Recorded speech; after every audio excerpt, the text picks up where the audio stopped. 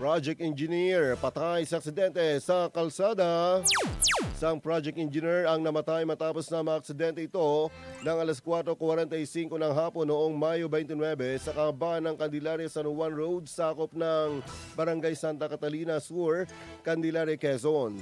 Sa beripikasyon ng kapulisan sa pangyayari, ang aksidente ay kinasangkutan ng motorsiklo na minamaneo ni alias Kit at isang wing van na minamaneo ni alias Bobby ng Santo Tomas City, Batangas.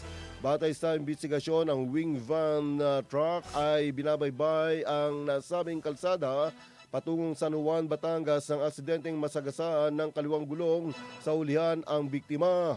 Napag-alaman na ang motorsiklo ng biktima ay mag-overtake pero nadulas ang motorsiklo na naging dahilan upang magulungan ang biktima ng nasabing sasakyan. Nagresulta ng pagkasira ng motorsiklo at kamatayan ng rider nito na nagtamo ng severe head and body injuries. Ang suspect naman ay maharap sa kasong reckless imprudence resulting in homicide and damage to property.